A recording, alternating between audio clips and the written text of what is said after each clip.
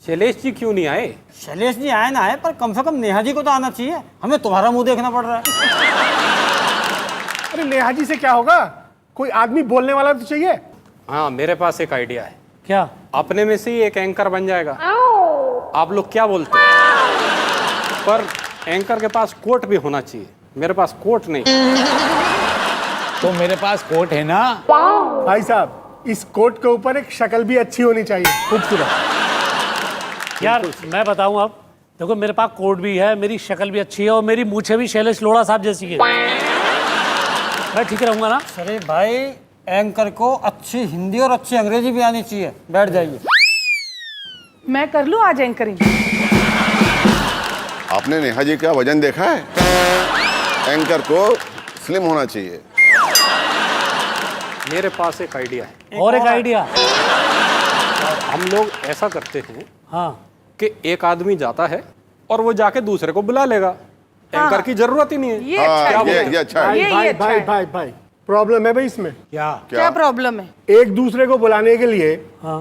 हमें एक दूसरे कवि की तारीफ करनी पड़ेगी। हाँ, वो तो ये बाहर तो से है। बात है। और सर, हम हैं कवि। हाँ, एक दूसरे से लड़ाई तो कर सकते हैं, पर एक दूसरे की बड़ाई नहीं कर सकते। ये बात तो है। तो ये फिर बात यार तो है। शैलेश भाई बुलाओ ना। अबे तो ये प्रोग्राम शुरू होना अरे चाहिए। कहाँ है शैलेश भाई?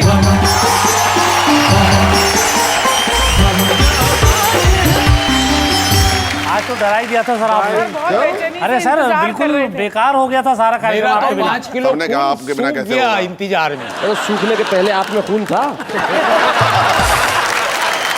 तो मतलब आप बेसब्र हो रहे थे? बहुत ज्यादा सर, बहुत ज्यादा। आप मेरा इंतजार कर रहे थे, बेसब्र हो रहे थे, बेताब हो रहे थे। इतना तो झूठ मत बोलो। बिल्कुल सही सर। स्टूडियो में आने में लेट क्या हो गया? मैं बन जाता हूँ एंकर। मेरे पास कोट भी है। तेरी मूछें शैलेश जैसी है।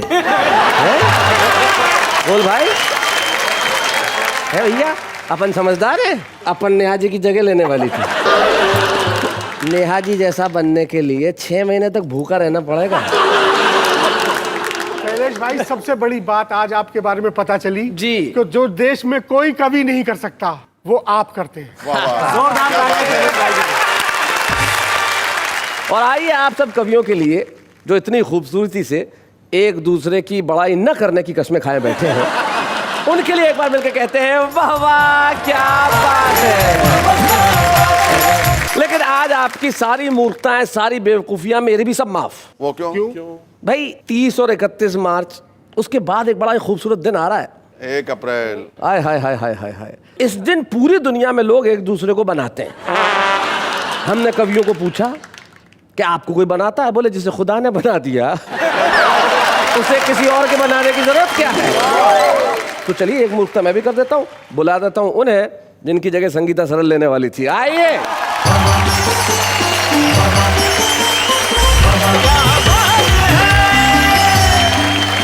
नमस्कार नमस्कार नमस्कार, तहे दिल से स्वागत है आप सबका, आप सबके शो में जिसका नाम है वाह वाह क्या बात है। एक पते की बात मैं आपको कह के जाना चाहता हूँ।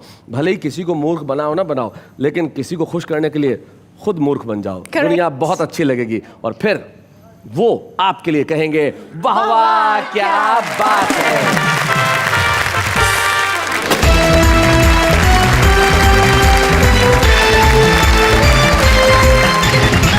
तो भाई आइए मुलाकात करते हैं हमारे साथियों से। सबसे पहले मंच के इस कोने पे जो बैठे हैं, उत्तर प्रदेश के अंदर एक बहुत छोटा सा कस्बा है दनकौर, और उस दनकौर से दिल्ली आते हैं और अपनी गजलों से लोगों के दिलों में छा जाते हैं। और जब हास्य की बात करते हैं तब पवन दीक्षित पवन की तरह लोगों के दिलों में उतर जाते हैं। भाई पवन दीक्षित, स्वागत है आप।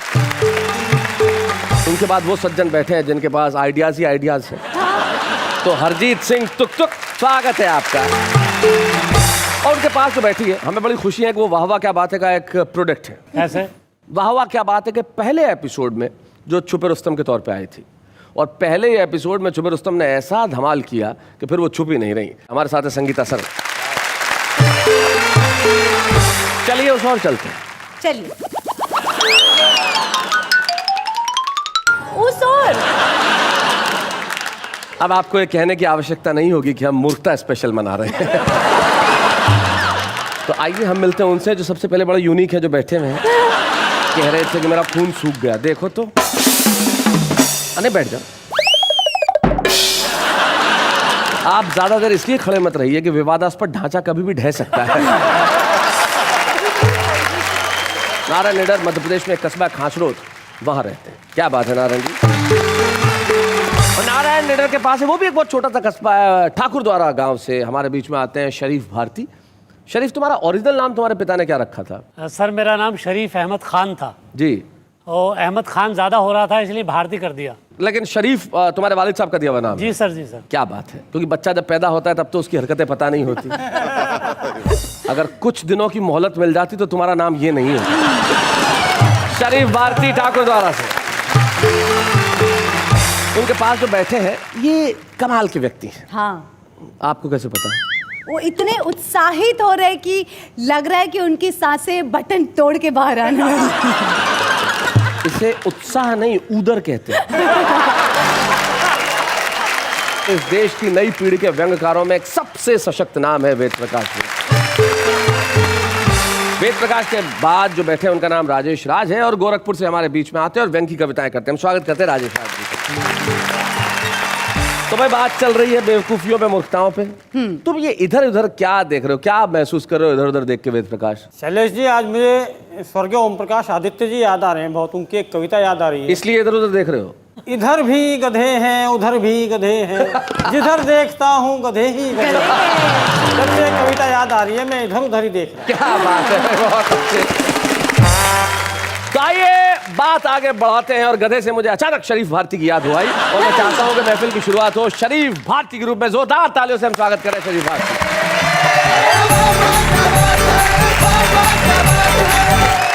आपके सामने भारत का सबसे शरीफ आदमी खड़ा है। वाह जी। 1 अप्रैल को बड़ा संगीन किस्सा हो गया था मेरे साथ। जी। क्या? उससे मिलना था कल मुझको, सोची एक तरकीब निराली। आहा। उसके घर के पीछे जाकर मुर्गे की आवाज निकाली। एक हमारे कवि मित्रों कहने लगे कुत्ते की निकाल लेते। मैंने कहा ये तुम्हारी हिम्मत है, ये सब करके भी कुछ फायदा नहीं हुआ, क्योंकि इश्क में वो पड़ी सिकंदर के। हाँ। कभी डेविड कभी जितेंद्र के। अच्छा। और वो कौमी एकता की दीवानी थी। अच्छा। हाँ, तुक तुक ये पंक्तियां तुम ध्यान से सुनो। और वो कौमी एकता की दीवानी थी, साथ में भागी वो जोगिंदर के।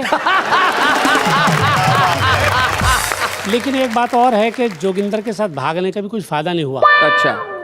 शेर सुनिए कि कैसे करती वो प्यार बंदर से। अच्छा। उसने कुंडी लगा ली अंदर से।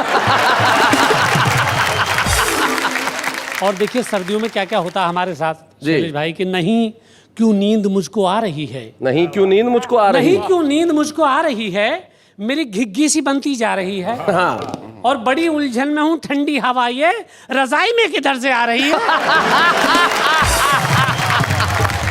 लेकिन ये रजाई में जो ठंडी हवा आती है उसके अलावा मोहब्बत भी आती है। पता नहीं साहब किधर से आती होगी। अंजुम रहबर साहिबा जो है वो एक शेर कहती हैं कि जी जी, जमी है बर्फ सी तेरी जुदाई में, वाह, और मैं सारी रात सुलगती रही रजाई में। ये अल्लाह इनकी तबीयत ठीक करे ऊपर वाला। ऐसा हमारे यहाँ हो जाता तो सब मलेरिया कहते हैं कि अपने छक्के छुड़ा के बैठ गए जी, बुरी नजरें गड़ा के बैठ गए। हाँ। और घूर कर एक ट्रक को देख लिया, मुंह को काला करा के बैठ गए। और नेहा जी मैं अर्ज कर रहा हूं कि लोगों ने इतना मारा, जी, लोगों ने इतना मारा मुझे सांस तक ना आई। अच्छा। आंखों ने खता की थी, गालों ने सजा पाई। लेकिन होता यह है शैलेश भाई के लीची केला आलू बुखारे एक से हैं। हाँ। दांत ना हो तो ये फल सारे एक से हैं। और माशूका को आशिक सारे एक से हैं। नन्हे कलवा राम दुलारे एक से हैं। एक सवाल मैं नेहा जी पूछना चाहता हूं कि मुझको प्यार का अर्थ बता दे। बात खत्म हुई। बात खत्म हुई। फिर चाहे अम्मी को जगा दे। बात खत्म हुई। और तेरी गली में कुत्ते हैं, सन्नाटा है। ओह, मेरी भी तशरीफ पे उसने काटा है। तेरी गली में कुत्ते हैं, सन्नाटा है, मेरी भी तशरीफ पे उसने काटा है। मुझको इंजेक्शन लगवा दे, बात खत्म हुई। और जाने तू किस बात पे मुझसे रूठी है, देखो जाने तू किस बात पे मुझसे रूठी है, तेरे ही चक्कर में जूती टूटी है। मुझको तू चप्पल दिलवा दे, बात खत्म हुई। बात खत्म हुई। और तेरे फोन की फ्लेक्सी कौन कराता है? हाँ। फोन लगाऊं नंबर बिजी बताता है। हाँ। मेरा मोबाइल लौटा दे, बात खत्म बात हुई। खत्म। और कल अपने भैया को जीन्स दिलाई है जी। और आज फिर अपनी मम्मी के लिए सूट लाई है। मेरा एटीएम लौटा दे। बात खत्म हुई।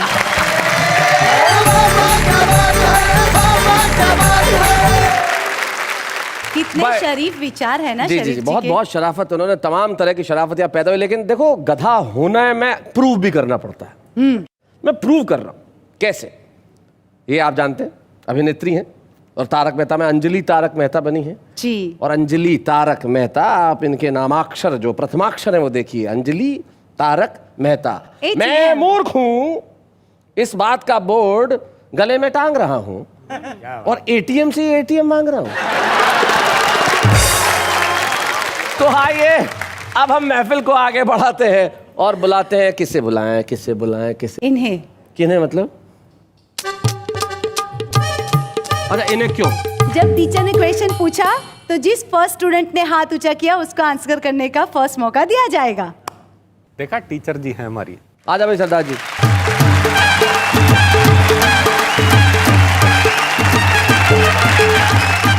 शैलेश जी, आज बड़ा गलत हो रहा है मेरे साथ। अच्छा, अभी यही ऑडियंस में ये जो बैठे हैं, ये आके मेरे को पूछते हैं, तुक तुक जी आपका नाम क्या है? अच्छा, मेरे को अंदर से वो बसंती वाली फीलिंग आई। अच्छा। इनसे महान वो साथ में इनके बैठे हैं, वो मेरे को पूछते हैं आप घुग्गी हो क्या? बड़ा अजीब अजीब सा ही हो रहा है। मेरा एक फ्रेंड था, वो पागल खाने वाला जी। वो एक कुत्ते की पूंछ को सरिये में डाल के बैठा हुआ था पाइप के अंदर। अच्छा, मैंने कहा ये क्या कर रहा है, कुत्ते की पूंछ को पाइप में डाल रहा, तेरे को मालूम नहीं है कुत्ते की पूंछ सीधी नहीं होती? बोले मैं कुत्ते की पूंछ नहीं सीधी कर रहा, मैं पाइप टेढ़ी कर रहा हूँ। अभी मैं वेद जी को लेके गया एक जोशी जी के पास। जोशी जी कहते हैं बेटा तू बहुत पढ़ेगा। कहते हैं पढ़ तो मैं बहुत टाइम से रहा हूँ, ये बताओ पास कब होऊंगा? इनफैक्ट शैलेश जी भी कम नहीं है, बिल्कुल। आपको तो मालूम ही है। मैं इनसे बोल रहा था, मैंने कहा आप खाना खाने से पहले प्रार्थना करते हो? बोले नहीं, मेरी पत्नी अच्छा खाना बनाती है। शरीफ भारती जी का तो बिल्कुल अंदाज ही निराला। मैंने इनसे पूछा आप बड़ी टेंशन में लग रहे हो, कोई तकलीफ है? कहते हैं हाँ ब्लड प्रेशर है। मैंने कहा फैमिली में है? कहते हैं हाँ फैमिली में है। मैंने कहा किसकी साइड से, फादर की साइड से कि मदर की साइड से? जी। तो कहते हैं नहीं, वाइफ की साइड से। ऐसे ही ये निडर जी हैं, इनके पैर में चोट लगी थी। हाँ। मैं इनको लेके अस्पताल गया, वहां पे एक आदमी के दोनों पैर में चोट लगी थी जी। तो उससे पूछते हैं तुम्हारी 2 बीवियां हैं क्या? इन्होंने कहा मेरी 2 पत्नी, असली मेरी टांग टूटी। मैं एक बार इनके घर गया, बड़े उदास बैठे थे कि बैठे थे उदास। तुक तुक भाई हमने पूछ लिया चेहरे पे आज काहे बजे हुए 12 है। तो बात सुनकर हमसे बोले ऐसी कोई बात नहीं, यूं ही थोड़ा मूड आज खराब हमारा है। बीच में तुक तुक भाई का छोटा मुन्ना बोल उठा कि अंकल पापा ने तो लिया झूठ का सहारा है। और क्यों है ये उदास, इसका कारण बताऊं तुम्हें, मम्मी ने पापा को आज बेलन से मारा है। तो बिल्डिंग की पार्किंग में चुपके चाप 2 मिड साइज गाड़ियों का चल रहा था वार्तालाप। पहली बोली कितना खराब हो गया है जमाना, डू यू रियलाइज गाड़ियों में भी आ गया है 0 साइज। दूसरी बोली you are right, this is the class. बस इस सस्ती छुटकी ने किया है सत्यानाश। एक तो इसकी टेल पॉलिश, लड़कियों की नेल पॉलिश होती है, गाड़ियों की टेल पॉलिश होती है। बहुत अच्छे। बोले एक तो इसकी टेल पॉलिश कितनी चीप है, ऊपर से इसका फ्रंट भी क्लीन स्वीप है। इतने में वहां एक ऑटो आया, उसे देख दोनों मैडम्स ने अपना मुंह बनाया। पहली बोली देखने में लगता है पूंछ कटा लंगूर, लोफर आंखें फाड़ फाड़ के कैसे रहा है घूर। अच्छा। ऑटो बोला, ये लंगूर सारा दिन लोगों को यहाँ वहाँ पहुँचाता है, साथ साथ किसी के घर की रोटी भी चलाता है। क्या बात है? कहना है? पर जैसे बढ़ रहे हैं पेट्रोल के दाम, जानती हैं कुछ दिन में क्या होगा अंजाम? आपका पार्किंग से निकलना बंद हो जाएगा। वाह। अगर हम भी नहीं घूरेंगे तो आपका ये स्टाइल किस काम है? क्या बात है, वाह भाई। तो अभी मैं आपको एक तुक सुनाता हूँ। जी सुनाइए। एक बार हमें शादी करने का ख्याल आया, हमने तुरंत जाके पिताजी को बताया। अच्छा। पिताजी ने अगले दिन ही बिना दहेज की शादी के लिए अखबार में इश्तिहार छपवाया। महीने भर तक हमारे घर पे कोई नहीं आया। अच्छा। तो पिताजी ने अपनी समस्या एक प्रॉपर्टी डीलर को बताई। Property dealer? जब लोगों की प्रॉपर्टी नहीं बिकती है तो वो प्रॉपर्टी डीलर के पास जाते हैं। हमारे पिताजी भी गए, तो पिताजी ने अपनी समस्या एक प्रॉपर्टी डीलर को बताई। उसने तुरंत एक तरकीब सुझाई। बोला, झुमरी तलैया में दूल्हों की सेल लगी है, वहाँ लड़कियों की बहुत लंबी लाइन लगी है, आप तुरंत वहाँ चले जाइए, जैसी चाहे वैसी वधू पाइए। अच्छा। पिताजी बोले, पर हमें दहेज नहीं लेना। वो बोला, कोई बात नहीं, लड़की तुम रख लेना, दहेज मुझे दे देना। अच्छा। पिताजी को उसके बोल समझ में आ गए। अगले दिन पिताजी हमें लेके झुमरे तलैया आ गए। हमने सेल को डिफरेंट काउंटरों में बटा पाया। 20% डिस्काउंट, 40% डिस्काउंट, 80% डिस्काउंट। पिताजी ने हमें 100% डिस्काउंट वाले काउंटर पे लाके बिठाया। अच्छा। थोड़ी देर में वहाँ एक 40 वर्षीय बाला आई। 40 वर्ष की भी होती मेरी है। तरफ क्यों जी देख जी रहे हो? जी। नहीं नहीं, आपकी तरफ तो क्यों देख सकता है, आप तो 50 की हैं। नहीं।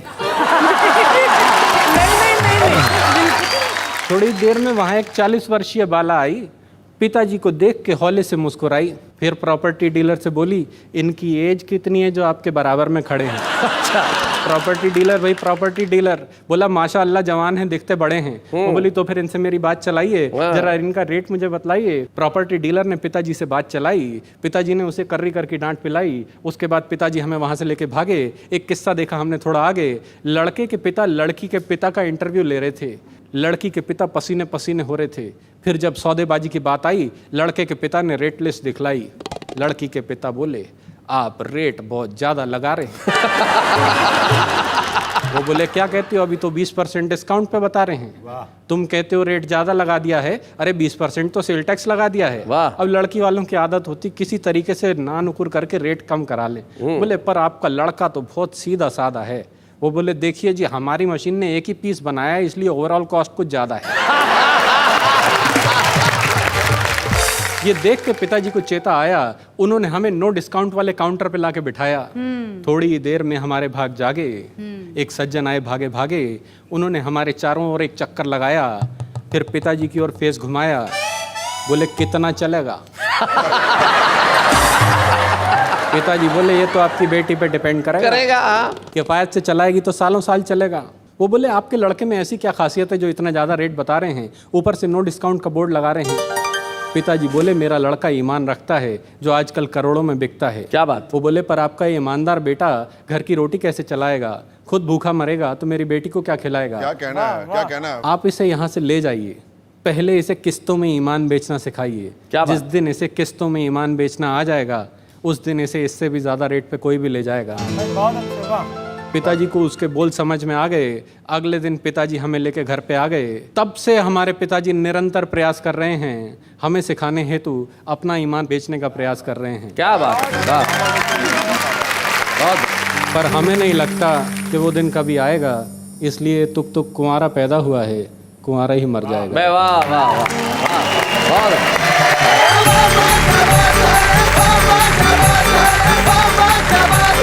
भाई तुक तुक जी ने कमाल की कविता सुनाई। और एक जो इनकी कविता की पंक्ति थी कि लड़की का बाप इन्हें देख के बोला, कितना चलेगा? ये बड़ी कमाल की बात थी। मुझे एक बहुत पुरानी घटना याद आ गई। बहुत से एडवांस जो कंट्रीज हैं, जो विकसित देश हैं, उनमें इलेक्ट्रॉनिक्स की चीज यूज करते हैं तो लोग ठीक नहीं कराते, फेंक देते हैं। हाँ। फोन आया, फेंक दिया।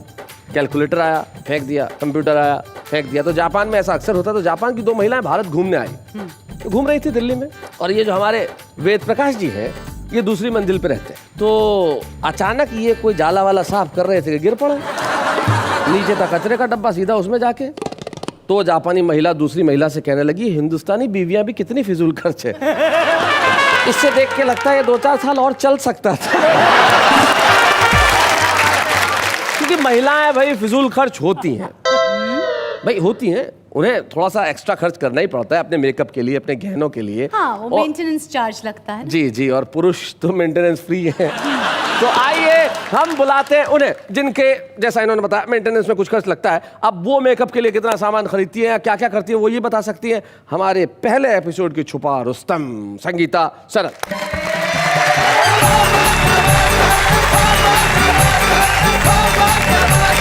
मैं आपको आज एक ऐसे किरदार के बारे में बताती हूँ। जब हम दफ्तर में जाते हैं जी, तो बड़ा बाबू एक बहुत बड़ी हस्ती होता है। बड़े बाबू सीनियर क्लार्क, बड़े से लेके छोटे सब उनसे डरते भी है और उनके बिना कोई काम नहीं हो सकता। यानी आज आप जो गीत सुनाने जा रही हो बड़े बाबू पे सुनाया जा रही जी, है। मैं बड़े आपने क्या भारतीय अधिकारियों पे कोई पीएचडी कर रखी है? पहली बार आई तब थानेदार का गीत सुनाया, दूसरी बार आई तब पटवारी का सुनाया, अब बड़े बाबू चपरासी पे कब पहुंच रही हैं? जी, जब ये शरीफ जी छेड़छाड़ में पीएचडी कर सकते हैं तो आप अधिकारियों पे तो कर ही सकते तो मैं हैं। अधिकारियों पे क्या तो बात कर है, सकती जी बड़ा बाबू। हूँ। मैं बड़े बाबू से कैसे फरियाद करती हूँ, जी। सब कैसे फरियाद करते हैं, गीत का आनंद। बड़ा बाबू सुनो, बड़ा बाबू सुनो, मेरी फाइल को आगे बढ़ा दो ना। बड़े बाबू सुनो, बड़े बाबू सुनो, मेरी फाइल को आगे बढ़ा दो ना। सील ठप्पा लगवा दो ना, जरा दस्तखत करवा दो ना। बड़े बाबू सुनो, बड़े बाबू सुनो, मेरी फाइल को आगे बढ़ा दो ना। कितने दिनों से मैं आती हूँ, रोज रोज चक्कर लगाती हूँ। आप तो दाता भारी हो, हम तो जैसे भिखारी हो। आप तो दाता भारी हो, हम तो जैसे भिखारी हो। नजरें उठा के देखो जरा, मेरा बेड़ा पार करा दो ना। बड़े बाबू सुनो, बड़े बाबू सुनो, मेरी फाइल को आगे बढ़ा दो ना। लोग तुमको बदनाम करते, चाय पानी पी करके काम करते। देखो मैं भी तुम्हें कुछ नोट दूंगी, और चाहो तो एक शाही कोट दूंगी। अपनी कलम की ताकत से मेरा बेड़ा पार करा दो ना। बड़े बाबू सुनो, बड़े बाबू सुनो, मेरी फाइल को आगे बढ़ा दो ना। दिखने में जैसे अनाड़ी हो, अनाड़ी? ऑफिस के पक्के खिलाड़ी हो। ओए होए। आपके हाथ में डोर है, मामला मेरा कमजोर है। मामला मेरा कमजोर है। अपनी कलम की ताकत से मेरा छोटा सा काम करा दो ना। बड़े बाबू सुनो, बड़े बाबू सुनो, मेरी फाइल को आगे बढ़ा दो ना। क्या बात है, वाह वाह वाह, बहुत अच्छे संगीता जी। मैं चाहती हूँ कि अपने दिल का गीत आपको सुनाऊं। जी, दिल की बातें दिल से कह के, मन बहलाए के, और नाच रहा है मनवा कैसा ठुमका लगाए के। क्या बात है? नाच रहा है मनवा कैसा ठुमका लगाए के। काले काले बादल आए, दिल की धड़कन बढ़ती जाए। जब सजन जी मुझे बुलाए, जान मेरी सूखती जाए। मुंह से कुछ भी कहा न जाए, अब समझाए के। नाच रहा है मनवा कैसा ठुमका लगाए के। दिल की वादी महकती जाए, मन की चिड़िया चहकती जाए। जिया मेरा जब जब घबराए, साजन मुझको गरबा लगाए। मुंह से कुछ भी कहा न जाए, अब शर्माए के। नाच रहा है मनवा कैसा ठुमका लगाए के। नाच रहा है मनवा कैसा ठुमका लगाए के। भाई बहुत बढ़िया संगीता जी, आपने कमाल कर दिया। और बड़े बाबू वाले गीत में तो राजेश राज जी जो है वो ऐसे देख रहे थे जैसे इस मंच के आज बड़े बाबू वही हो। ऐसे चश्मा वश्मा निकाल के, अच्छा हाँ, बोले बगैर चाय पानी के काम करवाना चाहती है। हाँ? बात ये नहीं है, बात ये को कोई कह रही है फिर नहीं मान रहा आदमी। अब हम जो हंसी का वाहन आपके घरों में लेके आ रहे हैं वो बड़ा कमाल के कलाकार हैं। वो इस वक्त यहाँ बैठे नहीं है, तो प्रकट होने वाले हैं। प्रकट होंगे। जी जी, अब आपने जो अंग्रेजी अंदाज में प्रकट बोला है ना, एक कमाल का था, तो वो अब यहाँ पे कुछ देर बाद प्रकट होंगे। और ठकठोर के कुछ सुनाएंगे, और वो जो सुनाएंगे उसका नाम कविता होगा। उससे आपके घरों में हंसी आएगी, और जब आप घरों में हंसेंगे तो ताली बजाएंगे, That's so cool. और Now जब ताली बजाएंगे तो सब कहेंगे कि भाई इस कलाकार का बता दीजिए नाम। लेकिन हम लेते हैं एक अल्प विराम।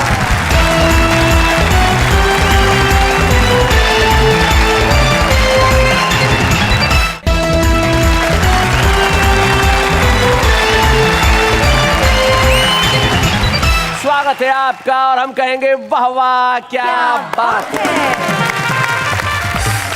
संस्कृत का एक श्लोक है जिसका अर्थ ये होता है कि जिस वाक्य में भी रस निकल आए वो कविता है।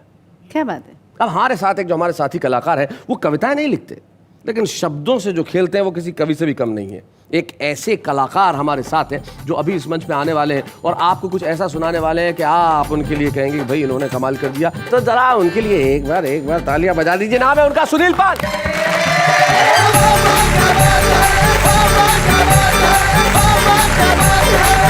धन्यवाद, थैंक यू वेरी मच। फिर एक बार शैलेश जी, आपने मुझे इस कार्यक्रम में बुलाया, इस पॉपुलर कार्यक्रम में बुलाया जी, और उसमें भी मूर्खता स्पेशल में। मूर्खता स्पेशल में मुझे आपने ब्रांड एम्बेसडर बनाया, इस बात का धन्यवाद करना चाहूँगा। वाह वाह क्या बात है कि पहचान जो है शैलेश जी से हो गई। शैलेश जी को लोग नाम से कम और वाह वाह क्या बात है से ज़्यादा जानते हैं, और घर पे भी इनके यही हालात है। भाभी जी खाना बना के रखती है, जैसा भी खाना हो। वाह वाह क्या बात है, वाह वाह क्या बात है।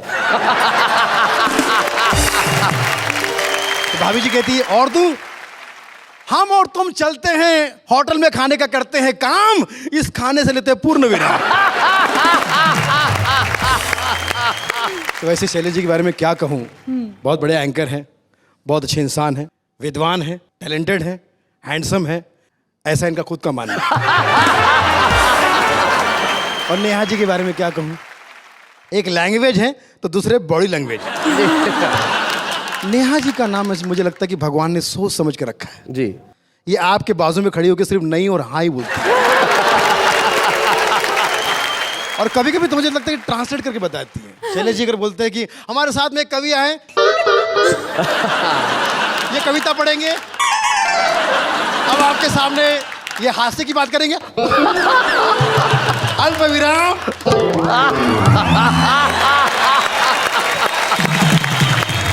बचपन से एंकरिंग का शौक है। जब ये पैदा हुई थी तो माँ बाप ने पहले दिन से पूछा, बेटा मेरे घर में आई, बहुत खुशी हो रही है, कौन सी रिंग चाहिए, सोने की रिंग या चांदी की रिंग? एंकरिंग।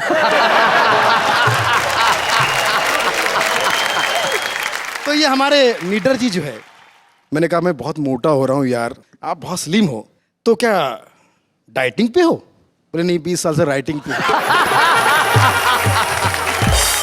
आपको विश्वास नहीं होता होगा मेरा शरीर देख के, जी, जी। लेकिन विश्वास करना पड़ेगा।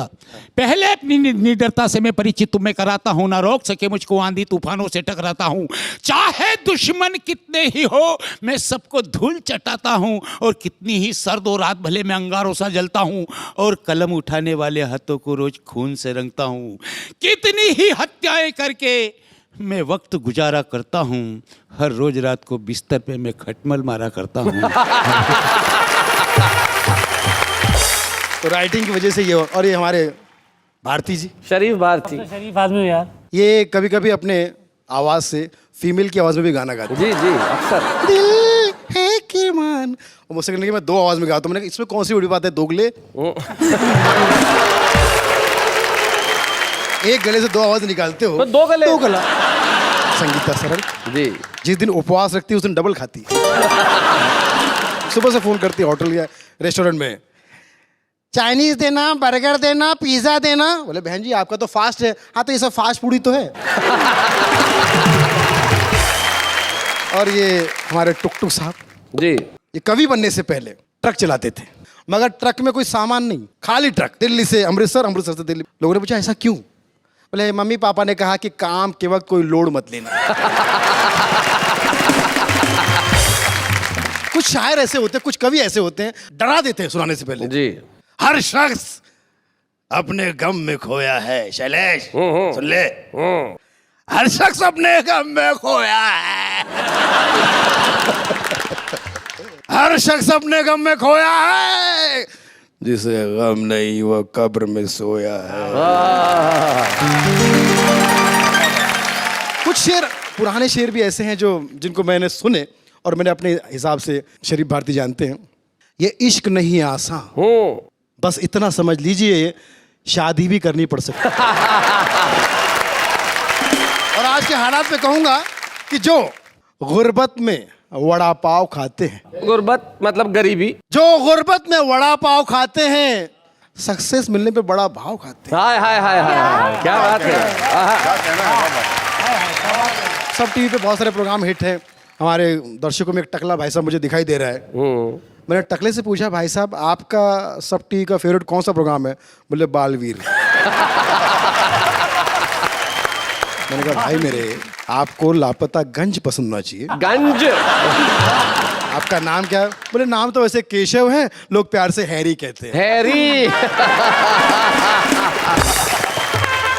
कई नाम ऐसे होते हैं जिससे हमें बड़ा मजा आता है। एक बहुत परेशान दोस्त था मेरा, बहुत ही परेशान। मैंने कहा भाई माँ कैसी है? बीमार है। बाप पागल हो गया है। भाई जेल में है। नौकरी छूट गई। बच्चे हुए नहीं। वाइफ चली गई। नाम क्या है? लकी।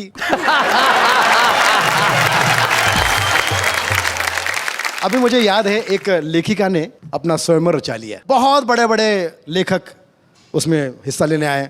बहन जी ने सबको निगलेक्ट किया और एक मेरे जैसे गुड लुकिंग को, हाय हाय, खूबसूरत को पसंद किया। आहा। लोगों ने कहा हम तो इतने बड़े राइटर है, ये तो स्ट्रगलर लगता है, इसको क्यों पसंद किया? भले मैं लेखिका हूं, मुझे राइटर की नहीं, मुझे पाठक की जरूरत है। तेरा नाम क्या है? संजय पाठक। तो भक्तजनों, जब यहाँ आ ही गया हूँ, क्योंकि वाह वाह क्या बात है कि महफिल है, तो कविता पढ़ना तो अब जरूरी है नहीं, मजबूरी है। कविता का शीर्षक लोगों ने कहा कविता तो प्रस्तुत करो। कविता हमारी साली का नाम है, उसे प्रस्तुत नहीं कर सकता। पिछले साल ही उसकी शादी हो गई। लोगों ने कहा अब यहाँ आए तो नगमा तो छेड़ो। नहीं छेड़ सकता। 2 साल पहले छेड़ा था, 1 साल अस्पताल में भर्ती था। बोले रचना सुनाओ। रचना मुझको सुनाती है, मेरे वाइफ का नाम है रचना। बोले यार या तो छंद करो या तो बंद करो। ये ठीक है, बंद करता हूँ। धन्यवाद, thank you very much. Sunil, आप हास्य के क्षेत्र में इतने सालों से काम कर रहे हैं और लोगों को हंसाने का काम किसी पुण्य कार्य से कम नहीं होता, और आप ये पुण्य कार्य बहुत समय से कर रहे हैं, इसलिए वाह वाह क्या बात है कि मंच पे हम आपको एक स्मृति चिन्ह प्रदान करना चाहते हैं जो आपकी स्मृति में सदैव बना रहे। बच्चे हैं या बूढ़े हैं, नर है या नारी है, हंसी देने वालों के सब ही आभारी है। कविता सुनाने वाले अब सबके साथ है। क्या बात है, क्या बात है। मैं सुनील पाल को सम्मानित नहीं कर रहा हूं, लेकिन जिस तरह हिंदी और उर्दू हमारे यहाँ मिलकर कार्यक्रम प्रस्तुत करती हैं, हिंदी कविता एक विधा है और स्टैंड अप एक दूसरी विधा है। ये एक विधा का दूसरी विधा को सम्मान है जो आज हमने यहाँ पे किया। और वैसे भी कवि और कविता एक बहुत गहरा सागर है, महासागर है, और जिस महासागर में हम सब समा सकते हैं। बिल्कुल, और इसी महासागर में हम डुबकी लगाने का करेंगे काम, लेकिन इस वक्त एक अल्प विराम।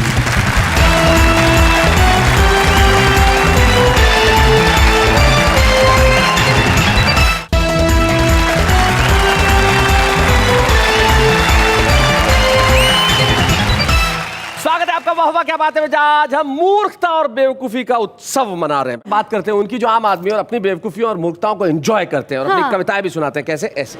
प्यार करने से डरता कौन है, प्यार हो जाता है करता कौन है। प्यार में जान तो हम भी कुर्बान कर दें, लेकिन पता तो चले कि हम पर मरता कौन है। मैं चंद्रमुखी तू सूर्यमुखी, तू मुझसे दुखी मैं तुझसे दुखी। एक काम कर, छत पे जा छलांग लगा, फिर तू भी सुखी और मैं भी सुखी। धोखा मिला जब प्यार में, जिंदगी में उदासी छा गई। जब सोचा छोड़ दो इस राह को, कमबख्त मोहल्ले में दूसरी आ गई।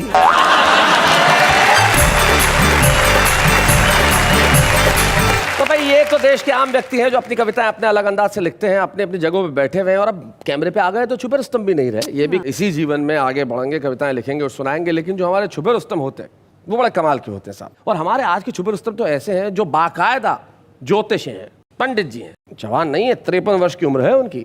अब उन्होंने महसूस किया कि भाई अब मैं छुपा रुस्तम हूं, तो अब जनता के सामने मुझे आना चाहिए। तो आज के हमारे छुपे रुस्तम हैं रोहिणी, नई दिल्ली के पंडित नमन।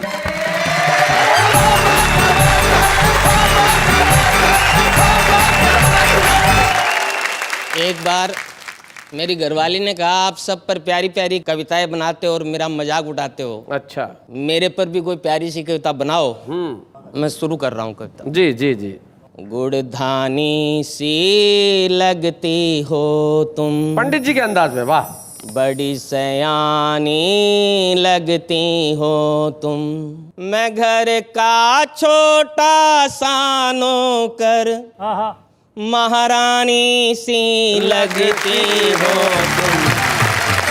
मृग नैनी से नैन तुम्हारे, जुल्फों की तो छठा सुहानी, फिल्म हीरोइन सी लगती हो और चुनरिया धानी धानी।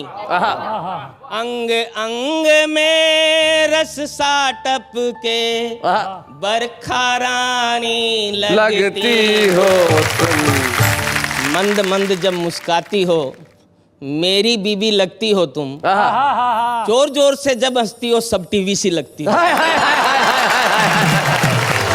अट्टहास जब तुम करती हो, मर्जानी सी लगती हो तुम। हरदम मुझ पर तनी हुई सी तुम मेरी पत्नी लगती हो। मैं निस्दिन तपता रहता हूँ, धूप गुनगुनी सी लगती हो। 100 डिग्री का तेरा पारा, पारो रानी लगती हो तुम। उम्र नहीं कुछ ज्यादा दिखती, मुझको तो बम बम लगती हो। जब गुस्से में तुम होती हो, बिल्कुल एटम बम लगती हो। जब करती हो झगड़ा मुझसे, कट खानी सी लगती हो। गोरी में छोरी सी लगती, छोरी में गोरी लगती हो। रेशम की डोरी सी लगती, मखमल की बोरी लगती हो। मखमल की बोरी लगती हो। मैं तेरा पागल सा प्रेमी, पटरानी सी लगती हो।